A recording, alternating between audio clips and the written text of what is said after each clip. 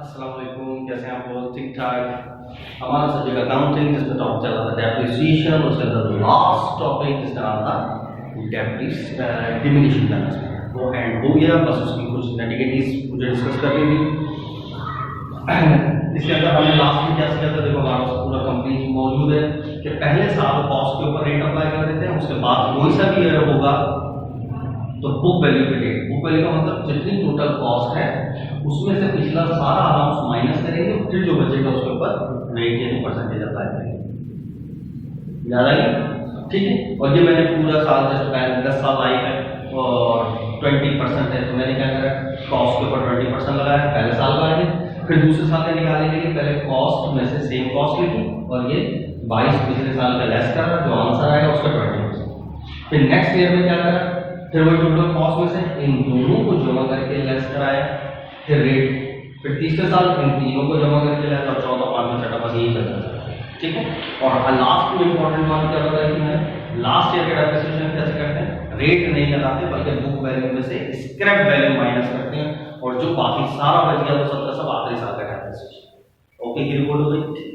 और ये मैंने सवाल कैसे सॉल्व किया था, जब मैंने बताया था परसेंटेज सवाल के अंदर गिवन हो, परसेंटेज सवाल में क्या हो, गिवन हो। क्लियर? अब नेक्स्ट स्टेप क्या, अगर परसेंटेज सवाल के अंदर गिवन ना हो,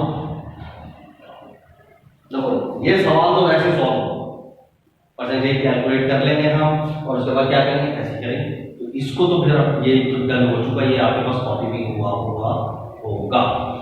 अब सवाल है अगर रेट गिवन ना हो तो क्या करें, सही? तो अब उसके बाद तो मैं ये चीज बिता दूं सही।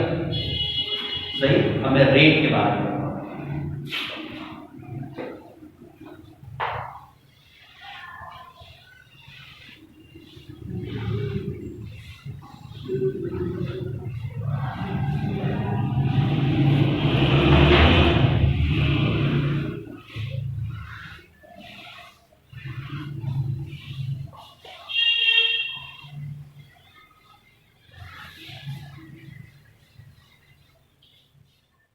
सवाल सेम वही, डिमिनिशिंग बैलेंस मेथड है वही, कॉस्ट, स्क्रैप वैल्यू, लाइफ और वगैरह वगैरह। अब यहाँ परसेंटेज फर्स्ट करो गिवन ना, सही? तो अब सवाल में क्या करें,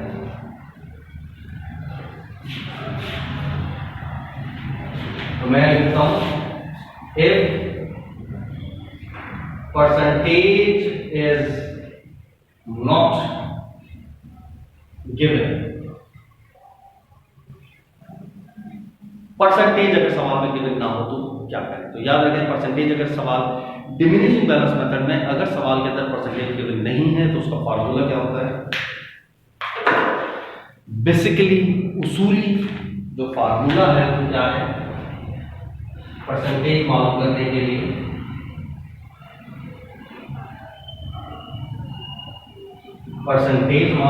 लिए फार्मूला है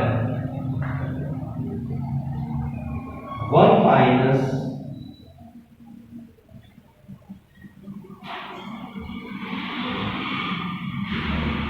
scrap value upon cost, under root पे आएगा, और मल्टीप्लाई बाय 100, मल्टीप्लाई बाय 100 कर दे तो परसेंटेज में कन्वर्ट हो जाएगा। बेसिकली ये फार्मूला सही, एक्चुअल में ये फार्मूला क्लियर। तो परसेंटेज निकालने के लिए फार्मूला क्या है, 1 माइनस अंडर रूट, और रूट की पावर क्या है n, और s upon c multiply by 100। n से मुराद क्या है, n से मुराद नंबर ऑफ लाइफ, s से मुराद क्या है, स्क्रैप वैल्यू, c से मुराद क्या है, कॉस्ट। इसमें तो कोई इशू नहीं है। ठीक है। अब जरा एक काम करते हैं कि इसी को सॉल्व कर लेते हैं, सही। अब एप्रोप्रिएटेड फॉर, जब मैं यहां पर सॉल्व करता हूं,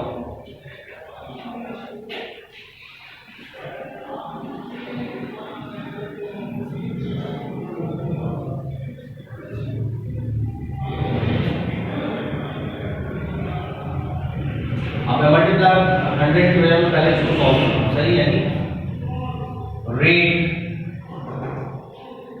is equal to 1 minus S upon C. ठीक है, इसको सॉल्व करो। अब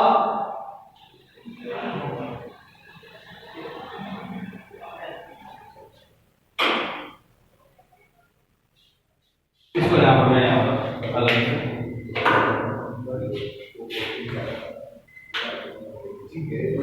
तो रेट से मुराद क्या ले रहा हूं, R is equal to 1 minus S upon C. ठीक है, इसी तरह सॉल्व हुआ ना।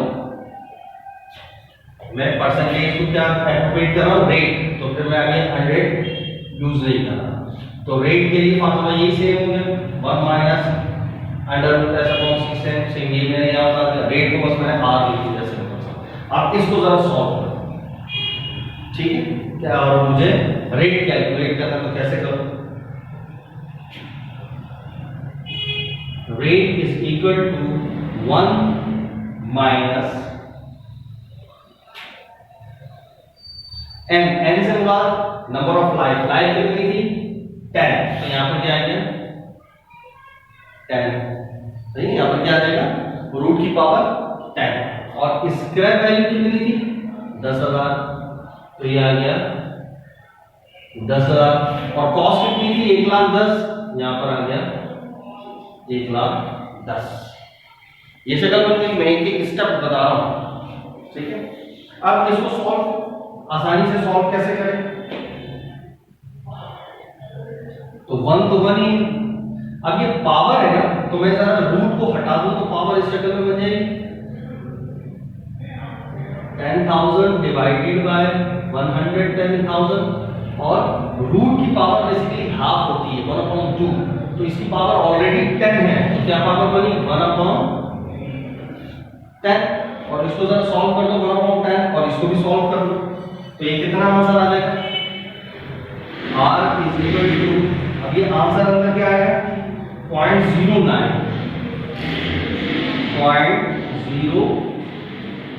और 1/10 इसको करो तो 0.1 आंसर आ जाएगा। सही, अब इसकी ये पावर अगर आप निकाल लें तो r इज इक्वल टू 0.09 की पावर 0.1, तो क्या आंसर आया 0.786। और फिर इसको 1 में से माइनस करा दो, 1 में से माइनस करा दो तो कितना आया 21, 0.21। ऐसे ही 214 करके इस टाइप का कुछ आ रहा है। ठीक है, तो रेट हमारा क्या है ये। और अगर मैं इसको फिर वही अपना आगे प्रोसीड कर दूं, मल्टीप्लाई बाय 100, क्या कर दूं मल्टीप्लाई बाय 100, या 3 डिजिट तक लिख लूं, 2, 1 और 4 कर दूं। सही, और अब मैं इसको परसेंटेज में कन्वर्ट कर रहा हूं, तो मल्टीप्लाई बाय 100 करो, तो परसेंटेज क्या आ गई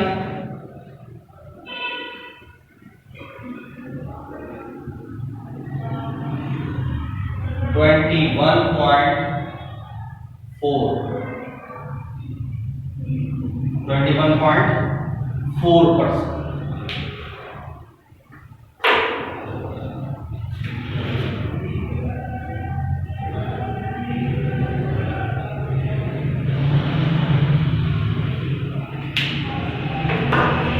देखो मैंने फॉर्मूले को इस वजह से सॉल्व कर करना, ये आप साइंटिफिक कैलकुलेटर पे तो सिर्फ लिखेंगे, एक ही बटन दबाएंगे, ये सारे स्टेप करके डालेंगे, वो परसेंटेज दे देगा। ये पूरा फार्मूला आप उसके अंदर साइंटिफिक कैलकुलेटर में लिख सकते हैं। अब और किसी का साइंटिफिक कैलकुलेटर तो कम से कम एटलीस्ट उसको सिंपल कैलकुलेटर के जरिए कैलकुलेशन होनी चाहिए। तो इस वजह से मैंने एक एक स्टेप सॉल्व करके बताया कि परसेंटेज कैलकुलेट करने के लिए फॉर्मूला होता है, और उसको फिर हम इस तरीके से सॉल्व करते हैं। सही, अच्छा, तो एक्चुअल परसेंटेज कितनी आ गई 21.4, ये है असल परसेंटेज। और परसेंटेज को इतने पॉइंट्स भी नहीं करते, ऐसा होल कर लेते तो हम 21% या राउंड ऑफ करके 20% कैलकुलेट करते हैं और उसके हिसाब से सॉल्व कर लेते हैं। तो अगर परसेंटेज सवाल के अंदर गिवन ना हो तो फिर यही आएगा 21.4, फिर नीचे आप करके रख सकते हैं approximately 20%। It is assume that, यानी हम फर्ज कर रहे हैं, एक्चुअल में तो निकाला गया था 21.4%, लेकिन हम होल नंबर के हिसाब से क्या कर रहे हैं 20, तो हम 20 के हिसाब से कैलकुलेशन कर रहे हैं। ठीक है, तो ये एक्चुअल फार्मूला है। ये सब हो गया कि अच्छा जब परसेंटेज गिवन की थी तो ये फार्मूला कर इस तरह सॉल्व, एक तो ये चीज। नेक्स्ट, ये फार्मूला यूज कर ले या वही परसेंटेज कैलकुलेट करने के ये फार्मूला भी यूज किया जा सकता है। कौन सा? परसेंटेज इज इक्वल टू या तो ये या फिर 1 divide by life into 100 multiply by 2। या तो परसेंटेज मालूम करने के लिए ये फार्मूला यूज करें यहां से आप, या परसेंटेज मालूम करने के लिए ये फार्मूला।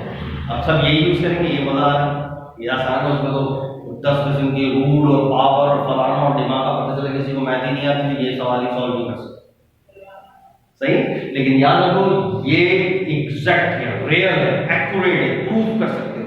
ये तो बस है, बस ये क्लोज टू तक ले आएगा। सही, ये फार्मूला क्या करेगा, आपको इस परसेंट के करीब करीब तक पहुंचा देगा। याद भी नहीं है 100% ये परसेंटेज आएगा, एक्चुअल में तो ये परसेंटेज है, लेकिन इसके क्लोज ले आएगा, क्लोज ले आएगा। ऐसे हमारा मकसद पूरा ही हो जाएगा। इस वजह से आप कभी अमेरिकन बुक्स वगैरह कुछ पढ़ेंगे ना, तो उसके अंदर आपको ये फार्मूला नजर आ रहा होगा, लेकिन उन्होंने ये मेंशन किया है ये फार्मूला हम किस लिए यूज कर रहे होते हैं, हम उसकी एक्चुअल परसेंटेज के नियरेस्ट जाने की कोशिश करते हैं, तो इससे आप वहां तक पहुंच जाते हैं।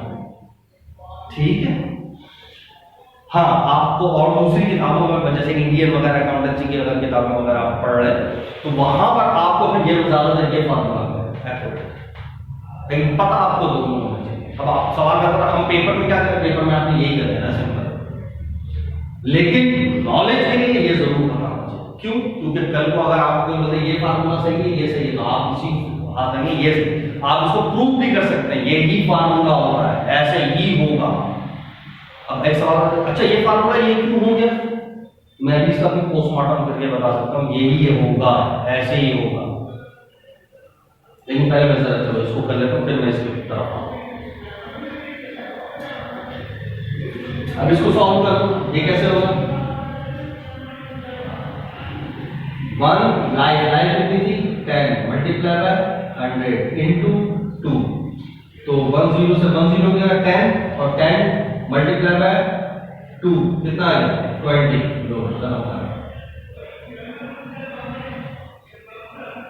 तो इसके क्लोज हो गया, ये 20 बना रहा है, ये 20 आ रहा है। ये ज्यादा समझ हुआ ना, इसी में ज्यादा सबको मजा आएगा, यही करेंगे बात। अब जरा मैं जरा इसका पोस्टमार्टम करता हूँ कि ये वैसे ये बेसिक आपकी नॉर्मल बेसिक क्वेश्चन की खत्म, सही बिल्कुल सेकंड ईयर की बेसिक खत्म। बीकॉम पार्ट 1 के अंदर बेसिक के अंदर थोड़ा सा एक पॉइंट और बेसिक बताने की जरूरत होती है कि अगर मशीन चल रही है और बीच में एकदम मेथड चेंज करना पड़े, एक्स्ट्रा ऑर्डिनरी रिपेयर आ जाए, तो क्या करना, ये सेकंड ईयर के अंदर क्वेश्चन नहीं होता। तो ये फिर इंशाल्लाह बीकॉम पार्ट वाले के लिए अलग से लेक्चर के अंदर बीकॉम वो स्टार्ट होगा। ये आज हमारी बेसिक है, सही। अच्छा, अब मैं जरा इसका जरा मैं पोस्टमार्टम करता हूँ।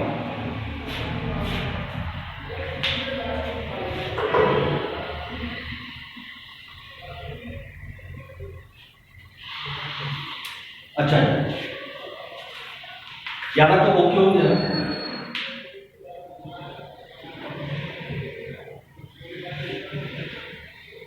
अब मैं दूसरे एक अलग से ब्लैक से लिखूं, वो ज्यादा प्रोमिनेंट होना है। 2-3 चीजें देखो, कॉस से मुराद सी से मुराद कॉस्ट है।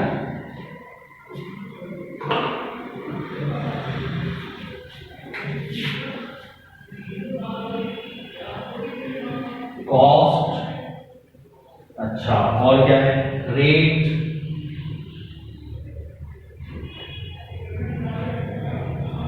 और लाइफ। ये तीन चीजें हैं।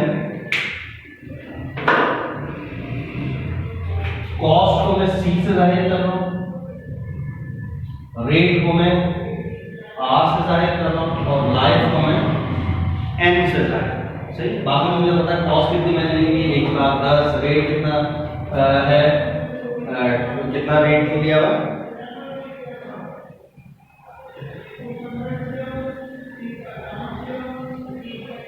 रेट को मालूम करना है, रेट का तो फार्मूला है, और लाइफ को एन से जाहिर है। अब मुझे रेट कैलकुलेट नहीं करना, मुझे फार्मूले को प्रूव करना है कि फार्मूला ये होगा। तो फार्मूले के अंदर देखो कॉस्ट मैं सी ले रहा हूं, रेट आर लिया मैंने, और लाइफ को एन से जाहिर कर रहा हूं। सही, बाकी आपको पता है एस से मुराद क्या, स्क्वायर वैल्यू 100 200 है, 1 तो 1 ही है। ठीक है, अब मैं यहां पर इसको सॉल्व करूं।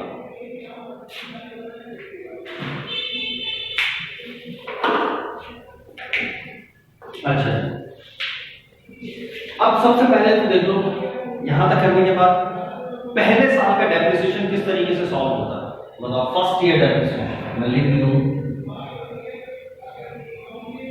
First year depreciation. सही, पहले साल का डेप्रिसिएशन कैसे होता है बताओ। पहले साल का फॉर्मूला क्या था, कॉस्ट इनटू रेट, यही था। तो मैं लिख दूं कॉस्ट इनटू, सही,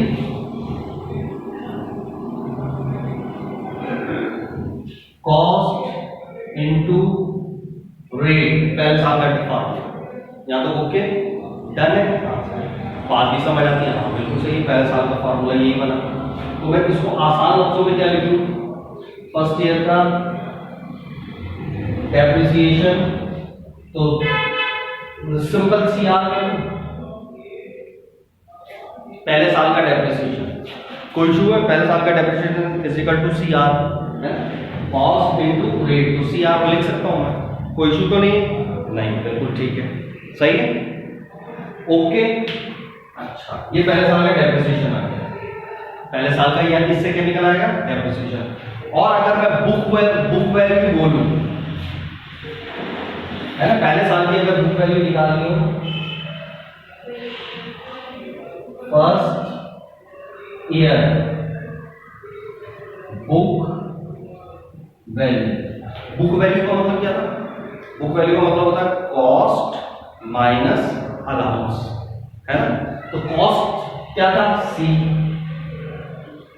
और माइनस पहले साल का डेप्रिसिएशन, पहले साल का डेप्रिसिएशन किसके बराबर था, सी आर के, है ना, दोनों को मल्टीप्लाई करा था तो पहले साल का डेप्रिसिएशन है, तो माइनस में तो सी माइनस सी आर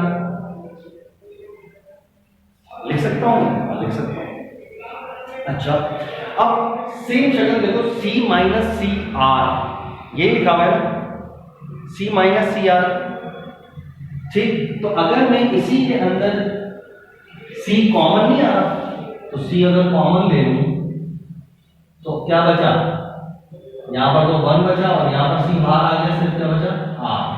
तो मैं इस शक्ल में भी लिख सकता हूं, यानी ये हुई मेरी पहले साल की बुक वैल्यू। सही है, चाहूं तो प्रूव कर लूं पहले साल की बुक वैल्यू, चाहूं तो मैं उस तरीके से कैलकुलेट भी कर सकता हूं। ठीक, अच्छा, इसी तरीके से अगर मैं सेकेंड ईयर की, दूसरे साल की सेकेंड ईयर बुक वैल्यू निकालना चाहूं तो पता है क्या बनेगा फॉर्मूला, सी 1 माइनस आर इसकी पावर 2 कर दूंगा, दूसरा साल। इसी तरीके से मैं थर्ड ईयर की करना चाहूं, थर्ड ईयर की बुक वैल्यू अगर निकालना हो तो फार्मूला क्या बनेगा, सी इंटू 1 माइनस आर, और इसकी पावर क्या करूं 3।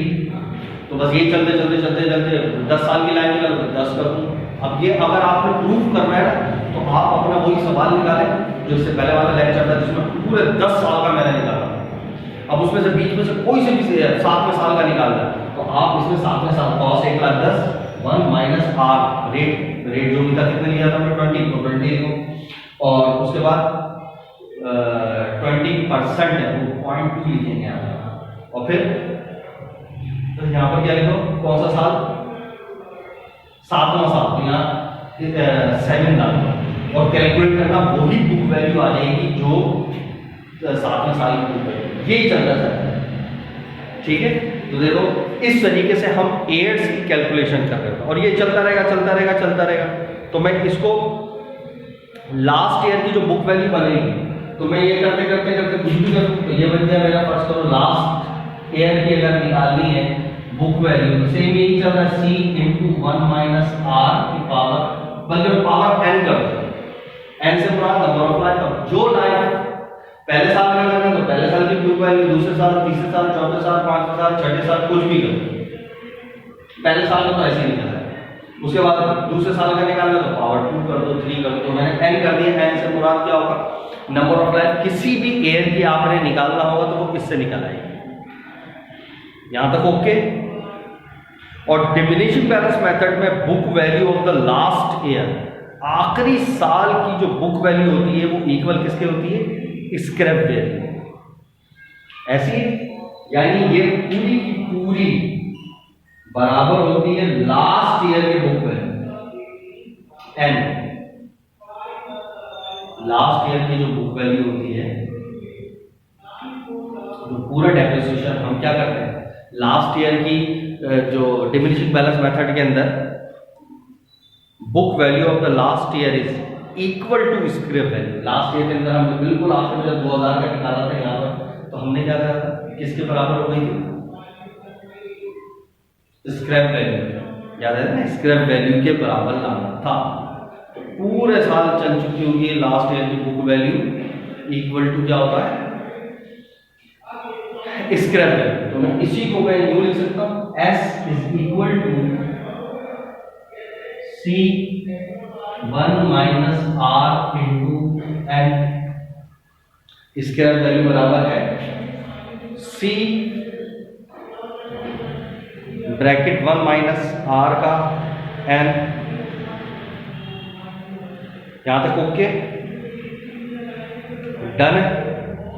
अब मुझे तो रेट को अलग करना है, तो अब मैं इसको कैसे सॉल्व करूं, यहाँ C मल्टीप्लाई और आगे कर ले जाओ, क्या होता है, यह मल्टीप्लाई यहाँ पे डिवाइड हो जाएगा, S upon C is equal to 1 minus R की पावर N।